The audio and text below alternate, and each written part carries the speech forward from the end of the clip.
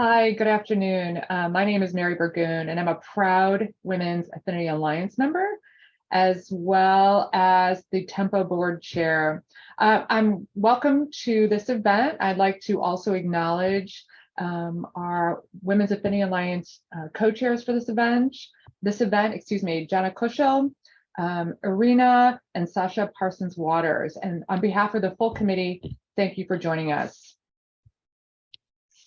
Before we dive in, I'd like to thank these 2022-23 corporate sponsors that are listed on your screen.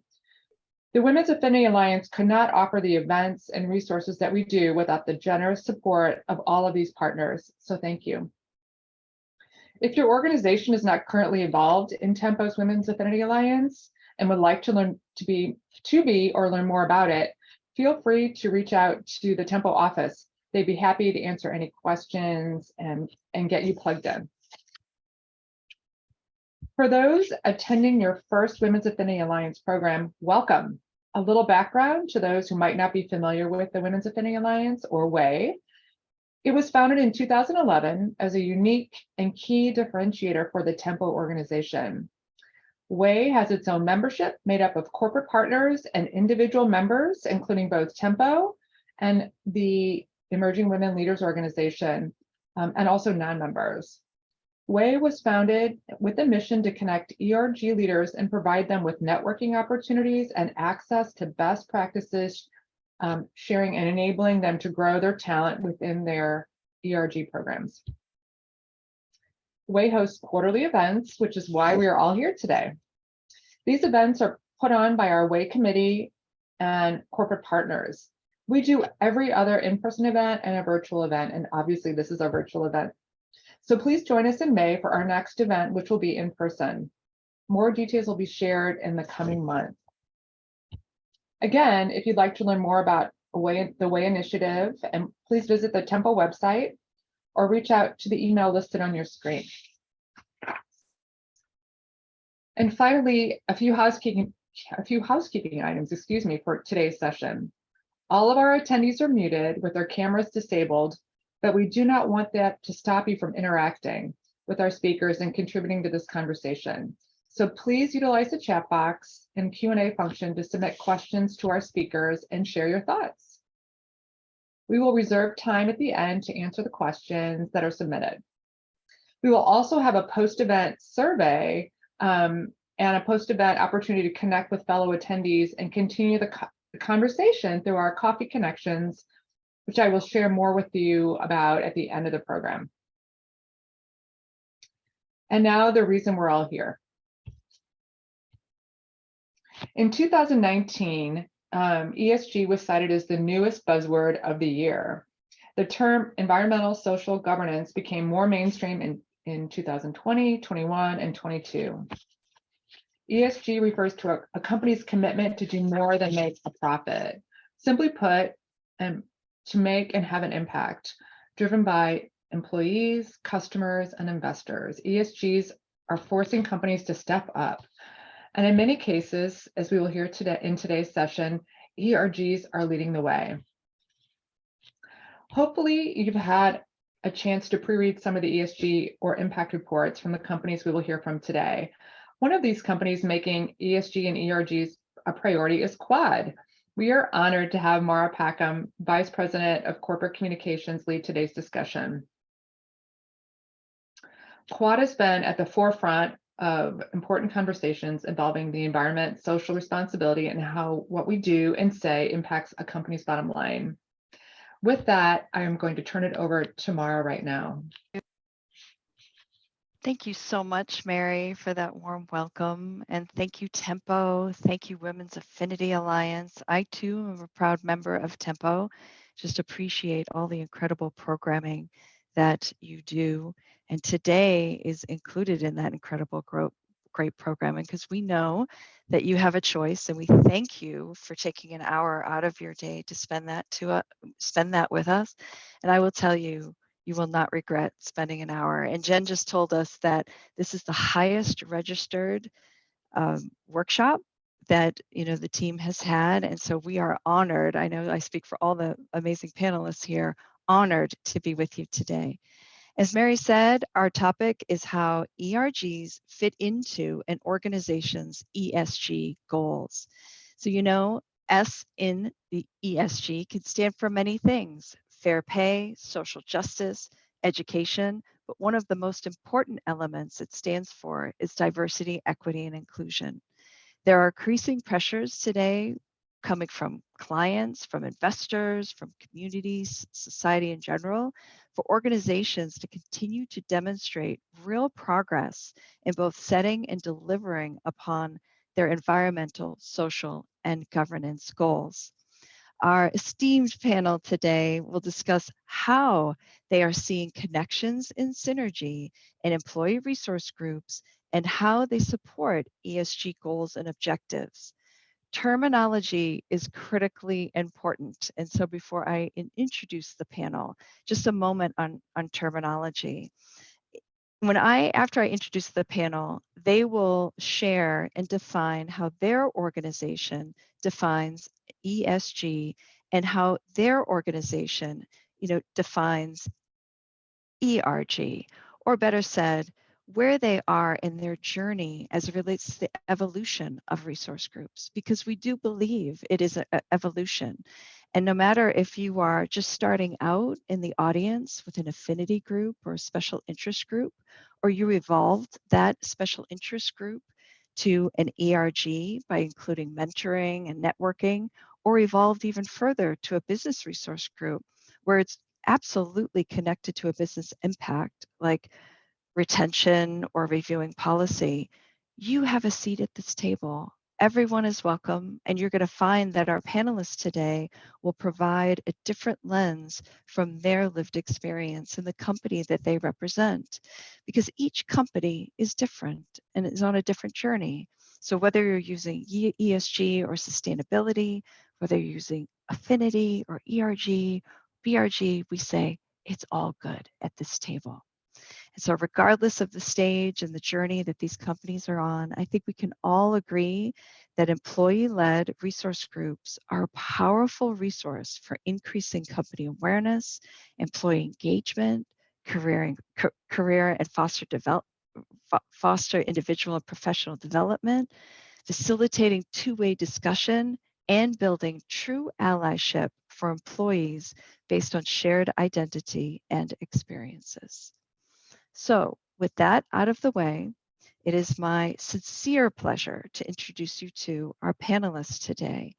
I do want to make a note. I'm going to give an abbreviated introduction. Please do take a moment to read their bios in entirety on tempomilwaukee.org. We have quite an impressive group with us today, and I don't want you to miss any of the important details. First, please join me in welcoming Ayrton Bryan. Ayrton is the Sustainability Project Manager at Rockwell Automation. And in that capacity, Ayrton supports the Sustainable Company team in driving greater sustainability throughout the practices of Rockwell. Rockwell is a global leader in industrial automation and information. And in 2022, Rockwell had revenue of $7.8 billion. They have 26,000 employees in over 100 countries. Ayrton is passionate around community impact and empowerment. Outside of work, Ayrton serves on the boards of MKE Black, the Milwaukee Parks Foundation, and the Forward 48 Alumni Advisory Council. Ayrton is a practitioner of the 7 attitudes of mindfulness. He is a new student daily and believes you can learn from any and everyone. And I thought that was a beautiful sentiment for all of us to hear today as we enter this conversation. Next, please join me in welcoming Heather Dunn. Heather is Senior Vice President and Chief Financial Officer for West Bend Mutual Insurance Company, an almost 130-year-old company and $2 billion provider of property and casualty insurance in the greater Midwest area. In Heather's role, she has championed the formalization of West Bend's environmental, social, and governance strategy. Outside of work, Heather proudly serves on the board of directors for the Museum of Wisconsin Art, United Performing Arts Fund, and Concordia Foundation Board and the West Bend Country Club. Next, please join me in welcoming Adam Muellerweiss.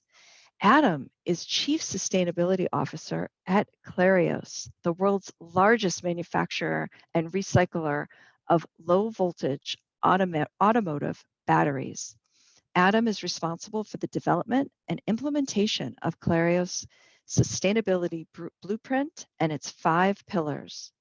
In 2022, Adam was named to Sustainability Magazine Top 100 Leaders and was recognized as one of Environmental Leaders' Top 75 private sector leaders in 2018.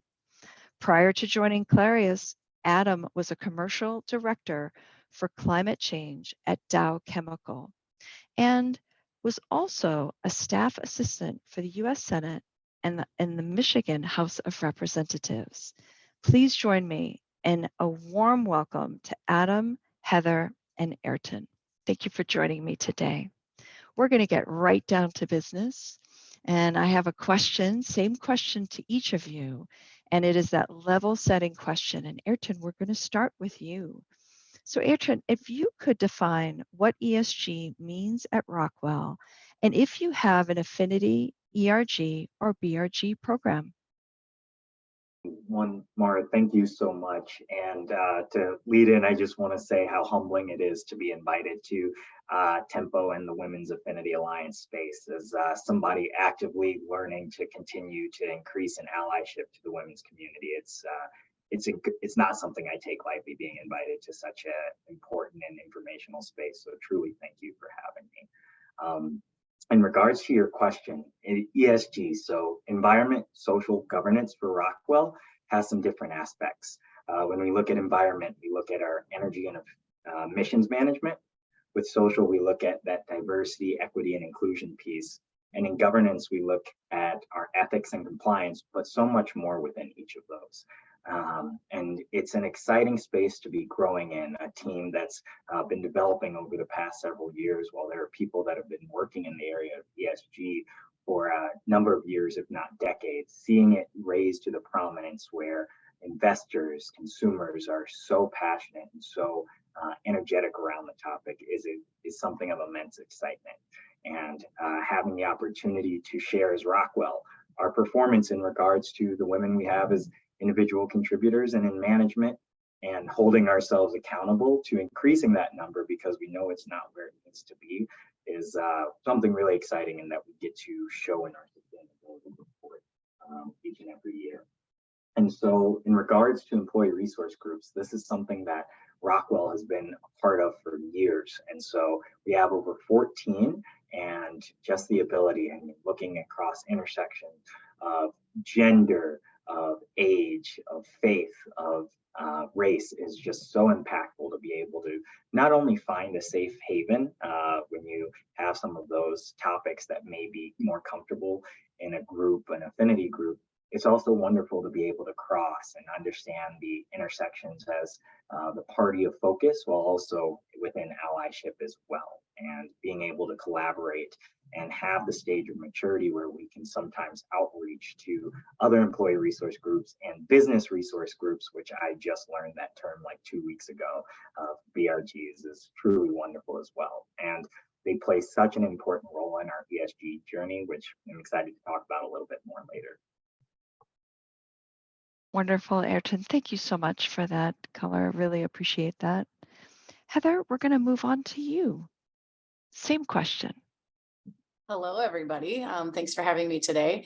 I would say ESG at West End is really about just formalizing a lot of what we've been doing as a great company, a great place to work for so many years. When we started serving our stakeholders on what was important in these topics, we found that things like, giving to our community, being a part of community giving, resonated also with our brand of the silver lining.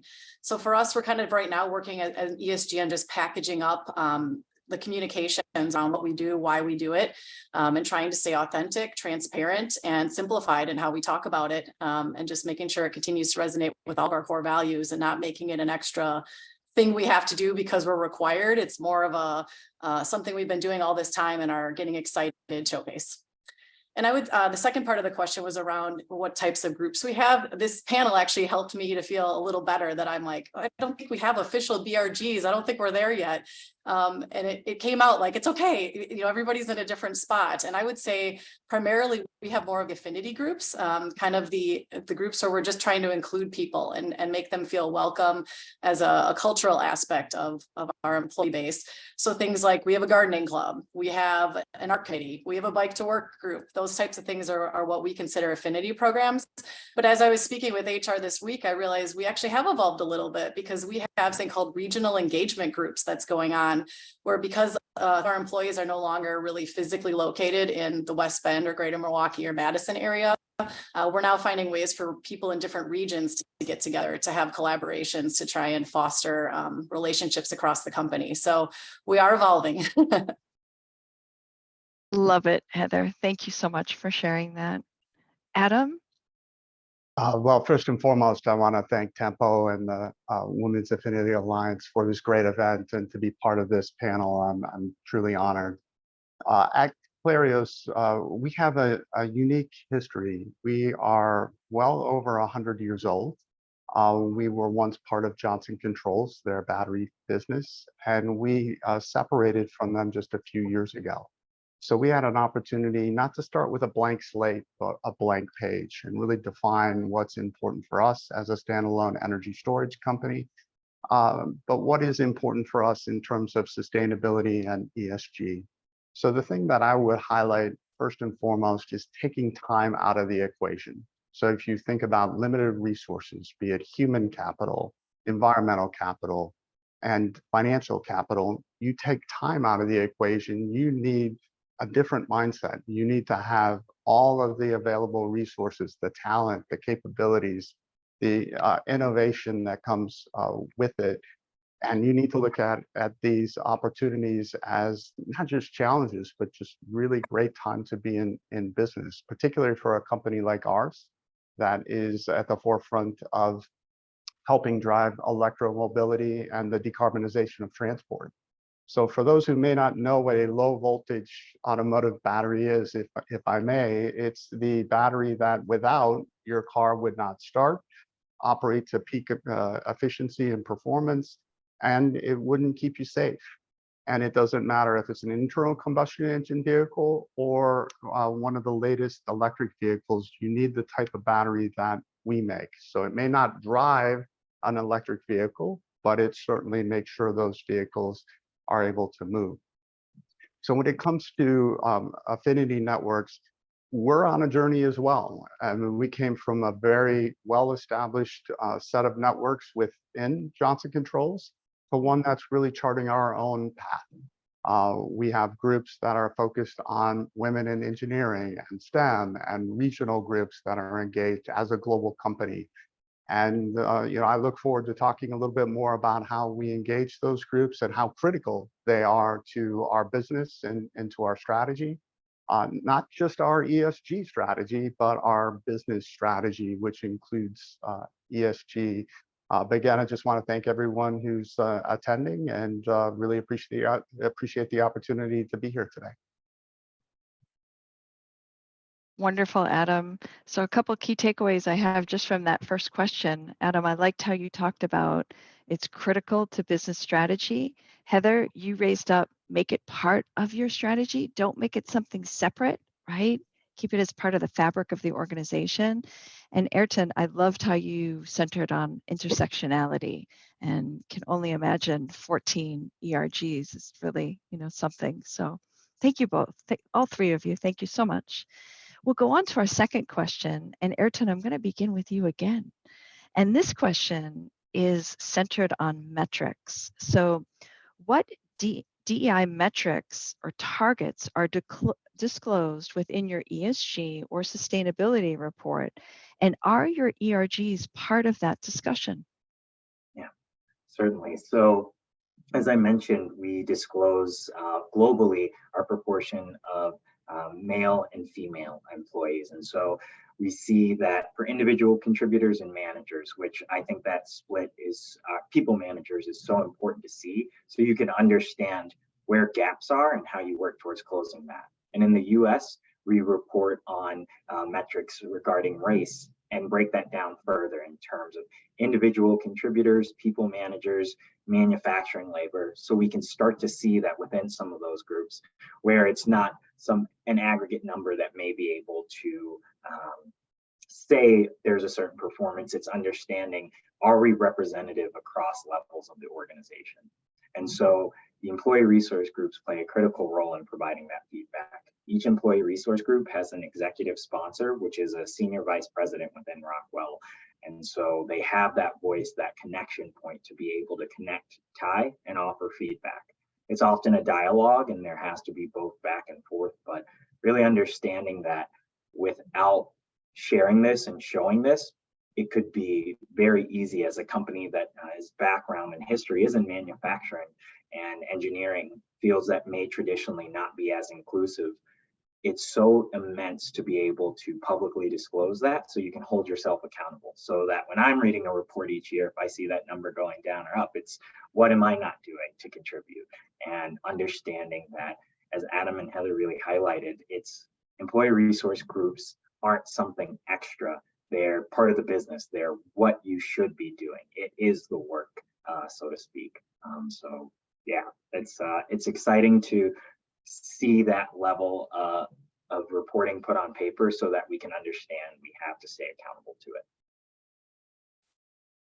Love it. And I think for companies that are at the beginning of their maturity model in ESG, what Ayrton served up about the data piece, and it is about starting somewhere, and it's about, being comfortable and being able to show your leadership how you can pivot to, it's okay, wherever we're starting right now, it's a baseline, but pivot to the strategy, and here's how we're going to improve upon this baseline.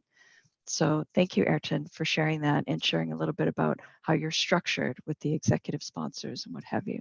So that's wonderful. So we'll go on to the third question. And Heather, I'm going to start with you on this question. Is your company seeing pressure or increased inquiries related to ESG, on ESG related to DEI? And if so, what specific stakeholder group does it come from? Is it clients, shareholders, community? Just, packet that a little bit for us. Thank you. Yeah, thanks, Maura.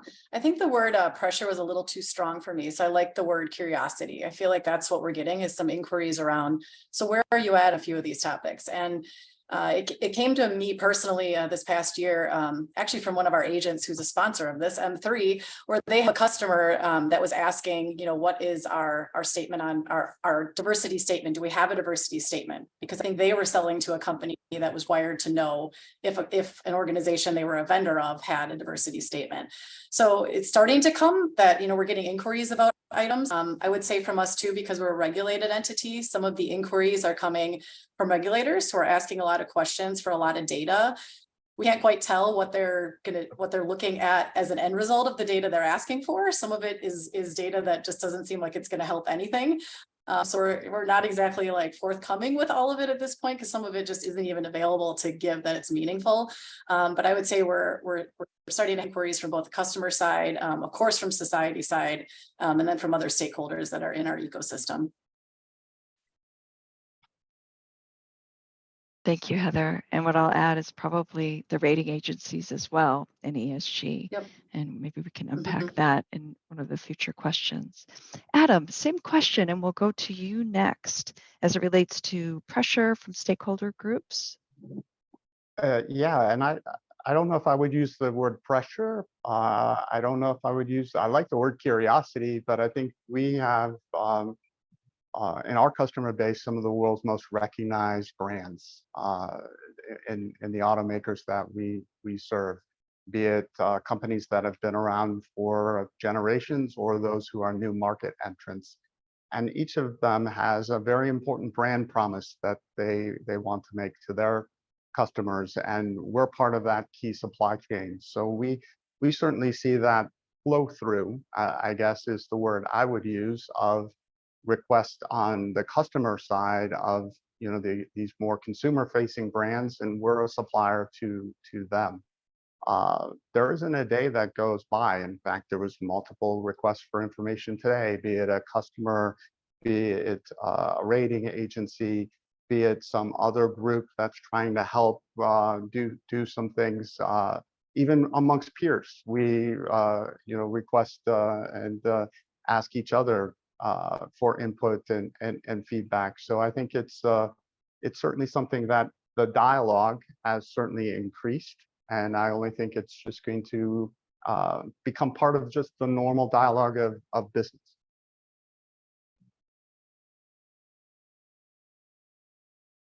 Wonderful, Adam. Thank you for sharing that. And I think also, after George Floyd was murdered, many companies felt an increased, and I love that word curiosity. I love the word inquiry. And what I will share is on this journey, specifically as it relates to DEI, the ability to share what you're working on. So you may have, in some cases, a client that says, I want to be sure that the team that's working on the creative represents the same demographic of my end consumer. And in some cases, you might have someone, that's not the percentage we're at. What we've found over and over again is by going in to show this is where we are, Ayrton, to your comment earlier, this is where we are, and this is our strategy to get there. We learned so much in that exchange and the ideation in that moment. So I just wanted to add that, as well in this specific area of our discussion. The next, Adam, we're going to start with you on the next question. What is an example of DEI success that you have seen, and how was it shared as a progress highlight in your ESG journey? Second part of that is, were the ERGs involved in that process? So I'll answer the last question first. Absolutely. Let me tell you something that has been a distinct honor, and have been very grateful to work with some of the world's most successful leaders to put together a partnership with the United Nations Children's Foundation, or UNICEF. So having the opportunity to work with the former EPA Administrator, Carol Browner, with the Executive Director of UNICEF, Henrietta Fore, and also to have a champion with former Secretary of State, Madeleine Albright, and to be able to work with these three leaders who happen to also be women, but they're just truly convicted leaders, and to see the team of folks who participated across these organizations, the power of different people with different mindsets and different perspectives coming together. If it's not obvious, I'm a 50-year-old white guy, and it's pretty easy to be at the table, frankly, if you're in my demographic. It's about building a bigger table, and it's about getting people into those discussions. And that's what's really exciting about our groups. It's ways to get input, to participate, to pressure test, to do things, be it this partnership we had with UNICEF that's really impacting now over 70 million children, and helping to give a more healthy, safe environment for hundreds of millions more. That change happens, and it can happen incrementally, it can happen in leaps and bounds, but it happens when these synergies come together, when people start to look at the world a little bit differently and see opportunity instead of impediment. Wow, that's wonderfully impressive. Thank you for sharing that story with us today. Ayrton, we'll take the same question and go to you next as it relates to DEI success that you've seen, and how was that shared as a progress highlight in your ESG journey? Yeah, certainly. And so putting the engineering hat back on, looking at some of the structural investments. And so within the past few years, it's not only been appointment of a vice president around diversity, equity, and inclusion within Rockwell. It's been the creation of the ERG advisor, that with so many, helping to standardize and implement best practices, put on internal events to learn and understand and increase that communication. it's been the structural investment of saying DEI is how we do business. And furthermore, having it tied into our integrated business objectives where truly senior leaders can understand and share how are we as an organization committing this to our way forward, and just being able to see how that lives out in terms of presence at community events, in terms of best practice sharing, seeing it truly developed structurally is just one of the things where you can say that it's not a discrete event. It's not an individual point. It's those events activate and bring to life the experience, and then it becomes programmatic. It becomes systematic development and importance. And the employee resource groups were absolutely essential in showing there was enough credence to have ERG advisor be created as a position. And so it's a luxury of being a company of our size to be able to make some of those investments. Not saying we have 200, but being able to develop that and understand that how do we, based on our culture as an organization, bring an authentic way to invest in that has just been wonderful to see.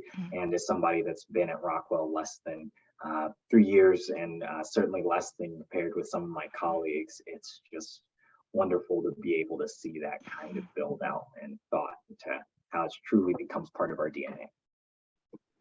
Something you should be very proud. Heather, do you want to close this question out as it relates to DEI success and how you've highlighted that? I was thinking of some examples on how maybe the inclusion side, has transformed over the years. And unfortunately, you're right, Mara, when we think about some of our statistics in that area, they're not the best. And one of the ones that troubled me personally is how we just don't have agents that are selling our product. And they're not our employees, they're third-party independent agents, but how could we start to build that career path is something that's interesting for women? So, we do a lot of events with our agents, and a lot of times I'm the only senior female leader, and maybe there's one or two other female agents. And it got me thinking about, well, how can we create a relationship event that fosters that culture of other female agents? And so over the past, I think we've now done it 4 times, but with COVID in there was a break. We created a group we call our Women in Agency Management. And it's something where, we started, we just do a 1.5 day event where we bring women together from all over the Midwest that are in agency management. So it's not necessarily they're a principal or the owner of the agency. They could be somebody that's leading HR, somebody that's in finance. And we get together and just share thoughts about, the industry and how we can help the industry along to draw more talent on the female side. And, even like training on topics, like I did a training session on allyship at our last event, which was so cool to be in a room with other females talking about what it means to be an ally. And, walking away with a book that we could all go home and share. And I will tell you that not only does it strengthen our corporate strategy, that relationships are something that means something to us and propel, what we do, but it's the #1 ranked event that we've had out of, any relationship building event with agents, and it continues to be really hard to top. So it's an exciting thing that's happened here. And I think it's going to start to move the needle on the number of females that get in the business, stay in the business, and cultivate that next level of talent that just seems to not want to perpetuate. So we're trying to get it done. I think you're doing more than trying, and I love how you looked at what others might look at as a challenge and you turned that into an opportunity for West Bend and didn't see the inhibitor and just said, let's get the right people together and figure this out one step at a time. And so super proud of each of your organizations. Thank you for sharing that. We're going to move on to the next question. And Heather, we're going to stay with you, okay, and start with you on this question. Can you give an example from your experience or share your point of view regarding how you have seen ERGs play a role in achieving ESG value for an organization through feedback? Yeah, so we do have an officer who's in charge of customer experience here. And she has a council where she meets different people throughout different business groups to talk about, what should we think about to impact customers' experience. And one of the things that was a big problem for her and just process-wise and cost-wise was paper. We sell a promise on a piece of paper, and unfortunately we were printing a lot of that paper and needed to start doing things more electronically. So this group got together to talk about, tactically, like how are we going to get rid of paper? What systems do we need to change? What digital things need to happen with notifications? But along the way, they started to question, well, how can we encourage people to become paperless? And so one of the exciting things, they came up with an idea along with marketing to somehow work on community support. Like how could we invite customers to be paperless and then plant a tree? So we formed a partnership with the Arbor Day Foundation that, you know, if however many customers, I don't exactly know the details, however many customers go paperless, we planted some trees. So that was pretty exciting because some of our leaders actually got to be the ones that you know, are captured planting a few of those trees around our area. So you know, it could be little stuff like that where you have a business problem that you need to solve, but then how do you broaden it to become community impacting and still tied to your strategy? So that's one minor example I have. Minor, impactful, and a great learning for everyone on this call because you leaned into your community partnerships. And that is just one way. Yep. There are so many amazing organizations that stand ready to help in such a beautiful way. So I wouldn't call that little. True. All right. So Ayrton, we'll go to you on the same question. So if you could provide an example or share your point of view and how you've seen ERGs play a role in achieving ESG value for the organization through feedback. Yeah, certainly. And so I'll hop to an example of our leader around employee resource groups at the time, the employee resource group leader that had done benchmarking, helping facilitate communication, saw that we were having an internal innovation challenge around our category, focusing on the most important resource any company has, its people, and understanding how to bring quality of life to them. From their ability to talk around the globe and benchmark with other organizations and internally, they saw that people were having a lot of trouble and some frustration in terms of knowing what the next step in their career might be, what that path looked like. They were piloting their own career, but didn't necessarily have a way forward. And so they brought a team of people that happened to be part of other employee resource groups because we had that method and outlet of rapport and connecting, and formulated the idea around a talent navigator. And that challenge won to where we are currently have a position posted on someone who is going to become a specialist on helping people bring their personal life, their career aspirations together to build that fulfilling path and have a roadmap so that they're not lost, so that they don't feel like they're alone in this. Some people's personalities can naturally lead to, oh, I find a mentor and have 5 sponsors. But how do we break past some of that initial bias where we say this personality type has access or exposure to certain groups?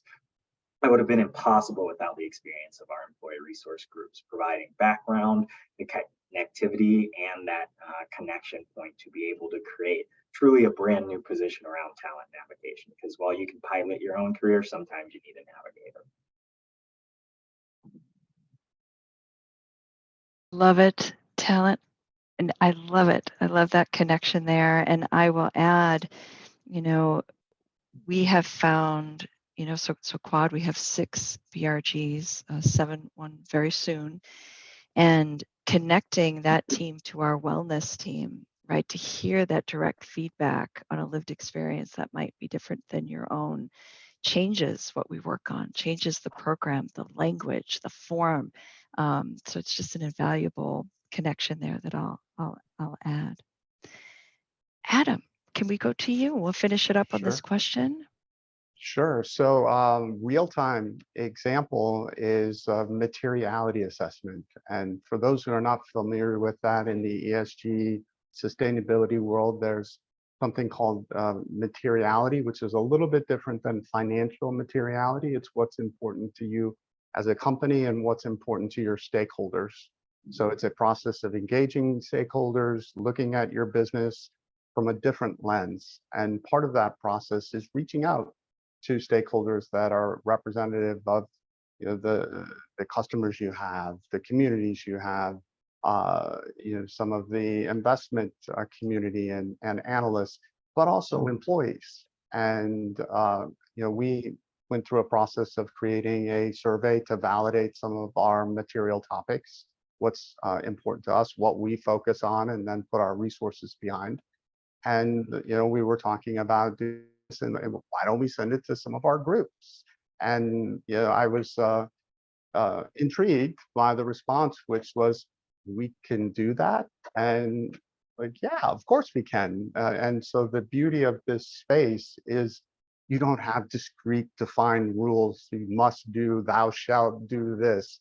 So we've engaged our employees. It's a two-way dialogue. It's an opportunity to to start a conversation or rekindle a conversation. And in this case, it's formal impact and feedback into what's the most important material topics for us to align our resources, talent, and treasure against to go address.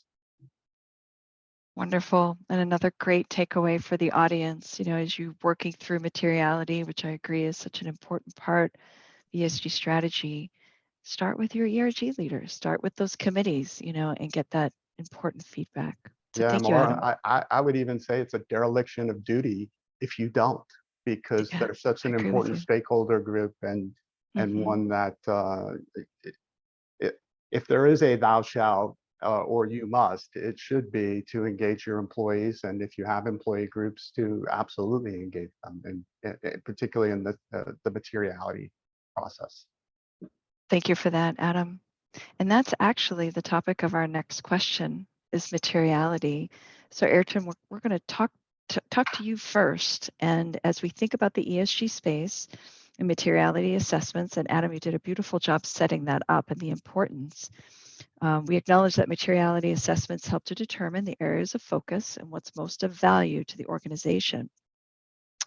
How has this helped bring clarity to DEI focus areas for your organization? How has materiality process informed DEI?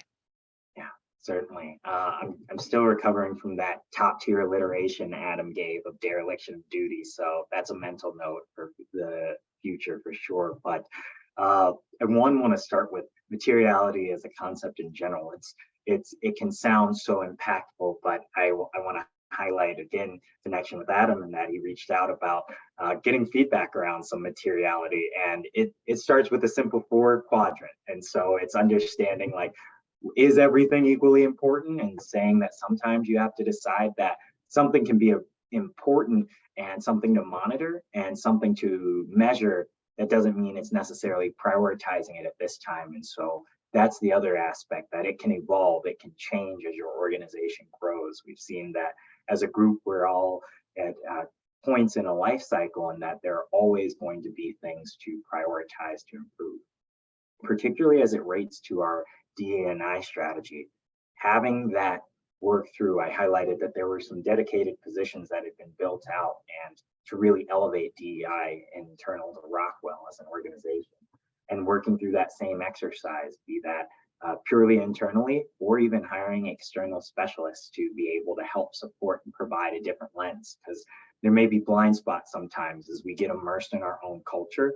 It can sometimes become a blinder to say that, well, we're doing this right, or we've been doing it this way for years, which is never an acceptable answer. I know that the Henry Ford quote that if I asked customers what they wanted, they would have said a faster horse. And so sometimes bringing in new, fresh pairs of eyes can really be a way to invigorate that. And so looking at materiality from that DEI lens and having it informed by employee resource groups, it's absolutely critical. They don't just inform the social aspect, they inform so many different areas of how we do business in terms of what should our environmental priorities be. Are environmental priorities in the right neighborhoods? Are they in the neighborhoods where we live and work? And are they reflective of the people's spaces that live and work here? In terms of governance, are we being transparent? Do we have the right ethics? Are we reviewing cases the same way? It's just absolutely critical to have that diverse perspective built into how we're setting up a framework to say what's a priority for the company. And really, it's allowed a greater sense sometimes where you step back and realize that the best intentions may not have led to the best outcome. And so how you can bring in more perspectives to help realign and constantly evolve in that. Thank you, Ayrton. And I will acknowledge the gift you just gave the audience, because so often we think of DEI as just social, right? We're following a GRI framework and it's just here. what you just articulated, and I believe as well, is it actually fuels the whole platform, right? And so thank you for sharing that with the audience. Heather, we'll go to you next. Yeah, when I think about our materiality assessment, we also had kind of 4 big groups of stakeholders that we asked questions of: our associates, our board, our independent agents, and then our suppliers / our community members. And I would say it was a great exercise. Like the things that they appreciated that we did that we didn't even realize they appreciated was great, or the things that they saw we have gaps on. I think that was one of the biggest outcomes, was us realizing there's so many things that we actually are doing that we just weren't articulating. And a simple example is we've been a best place to work for a decade. And yet our website only says like, hey, we were last year's best place to work. And it's like, why have we not packaged that up better to share with potential new associates or ones that are already here? Like, hey, we have a longer story and a better story than what we're telling here. So I don't know that the materiality assessment popped on anything being material that we didn't think would be, or vice versa. But if anything, it just highlighted like there's more communication work to do around the things that we are doing. And there were definitely some gaps. Easy gaps. So we called the quick wins that we could easily go after and kind of just solidify some pieces of our strategy to just build out the whole plan better and feel better about what the story we were telling. So it was a good exercise. And of course, those employee resource groups going to the associates in particular and asking their opinions about what was important was a huge piece of that. Love it. So many takeaways, and that partnership so important with our marketing and communications teams, as we think about, these strategies. I'm going to do a time check, and I can't believe I'm going to say this, but it's 10 to the hour. Yeah. So I just want to do a check-in with Mary, if you can hear us, and just see if there are questions that people have for this panel.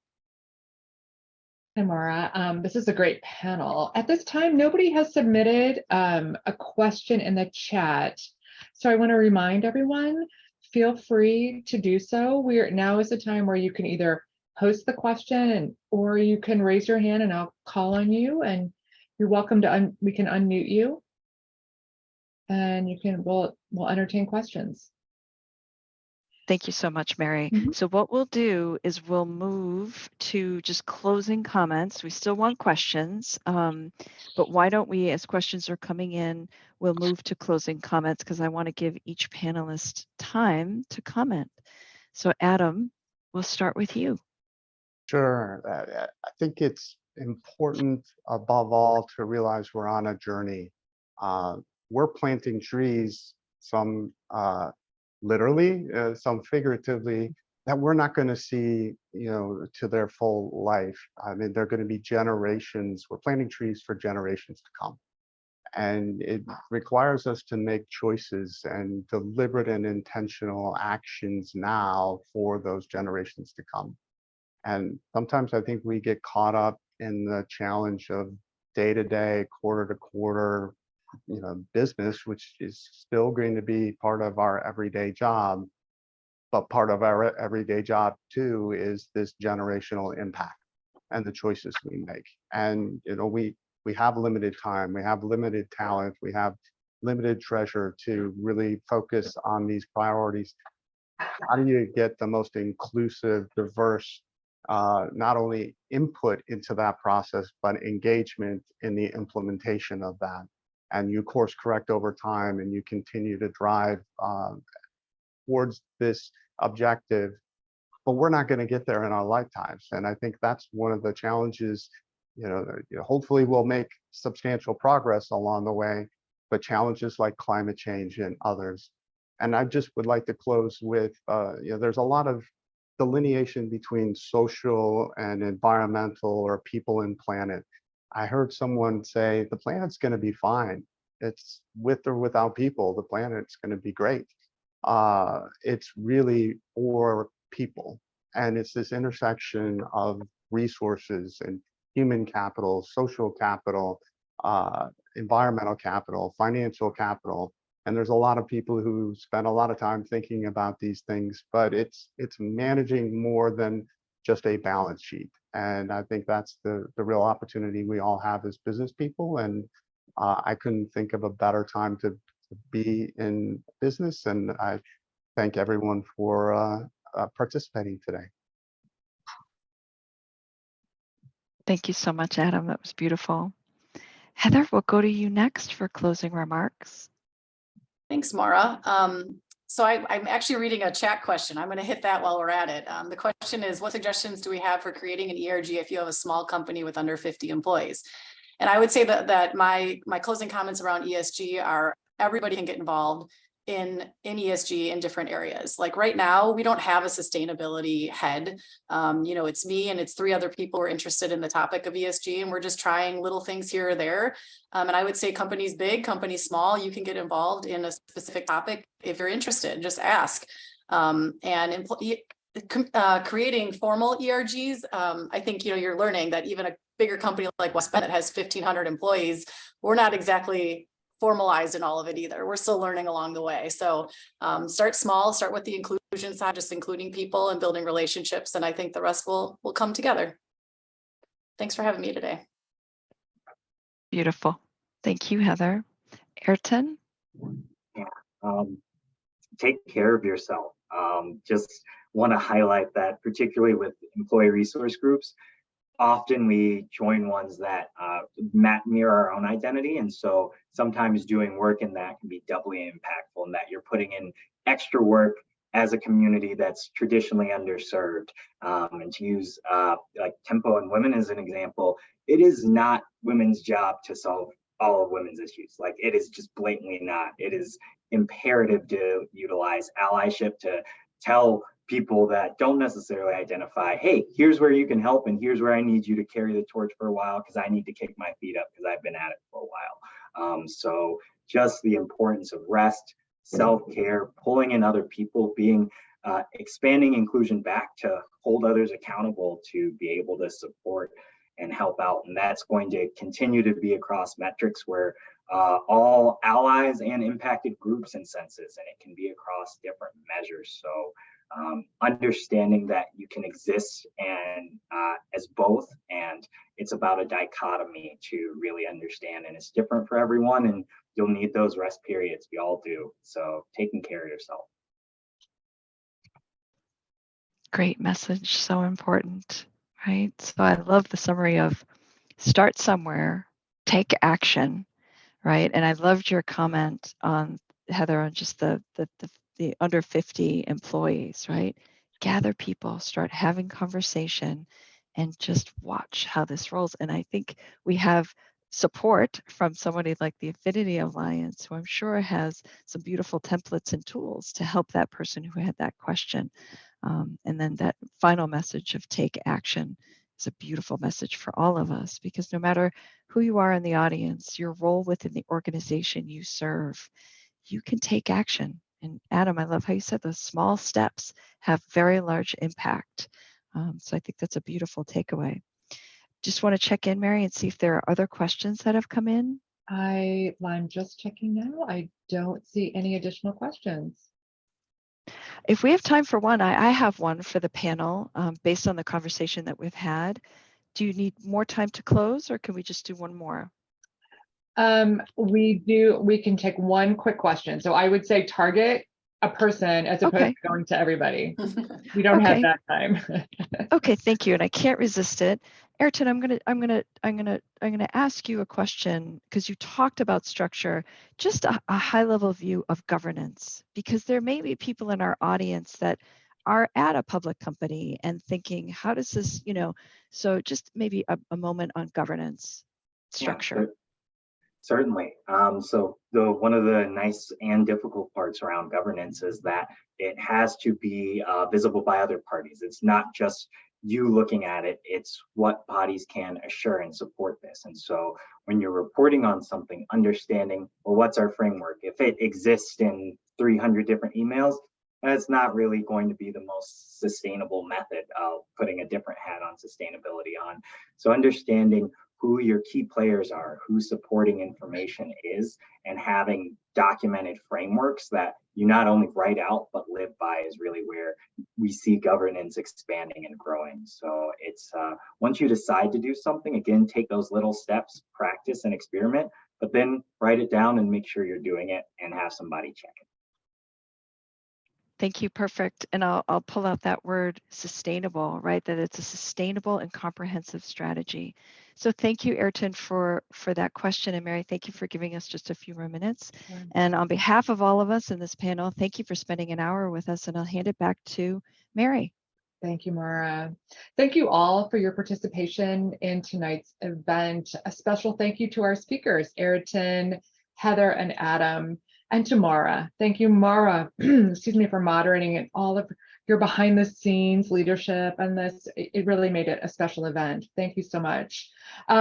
We'll also be sending out a post-event survey, and we would really appreciate your insights. It really does inform how we move forward in the work that we do about upcoming events, and it helps us give feedback so as we plan in the future. One other thing I'd like for you to consider is the coffee connections. You know, I know, Anne, you posted a question about how would you go about forming an ERG when you have a small company. You really don't need to. You can leverage the Women's Affinity Alliance, right? This is made up of women that they could be a member of Tempo, but they may not be, and they may be able to share with you best practices. Plus, you'll get an opportunity to meet new people and broaden your network. So please scan the QR code, and we'll sign you up for a coffee connection. So these are just random one-on-one matches that people have found to be very, very valuable. And so, you know, this is a great opportunity to meet new people, as I mentioned. You'll have about a week to sign up for this, and then you'll receive an introductory email matching you with a person, and then the connecting is up to you.